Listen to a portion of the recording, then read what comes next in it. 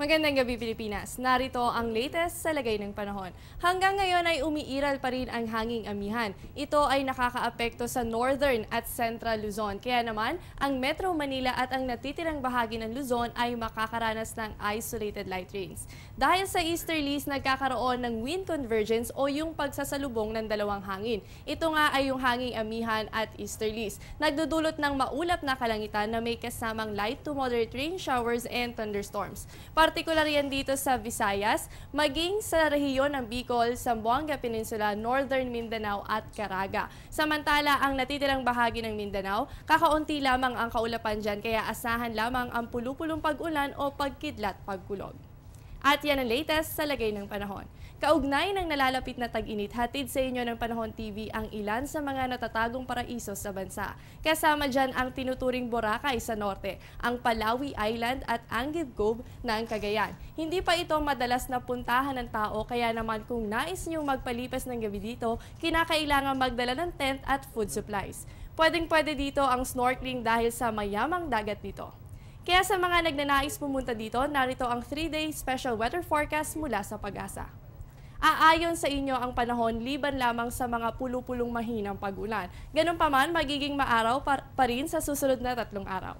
Kung gusto niyo naman na mag-island hopping, bida dyan ang Coron, Palawan. Dito matatagpuan ang Malcapuyo, Banana at Buldugdos Island. Katulad ng Palawi, hindi rin ito puntahan ng tao, kaya naman napapanatili ang ganda ng lugar. Pwedeng-pwede din dito ang snorkeling dahil sa mayamang coral reefs ng lugar. Kaya naman sa mga nagbabalak isama ito sa kanilang listahan, hatid sa inyo ng Pag-asa ang 3-day special weather forecast para sa Coron, Palawan. Bukas may tsansa lamang ng isolated rain showers or thunderstorms. Pero sa darating na Sabado at Linggo, perfect ang weather dahil magiging maaraw ito. Yan ay para magsilbing gabay ninyo sa inyong pagpaplano. Para sa usaping astronomiya, magaganap ngayong buwan ng Marso ang ilan sa mga astronomical events. Kung ano yan, abangan yan sa aming pagbabalik.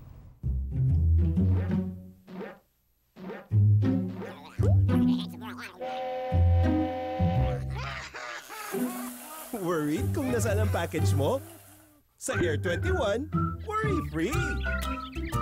May real-time SMS updates kaya alam mong status ng padala mo every step of the way.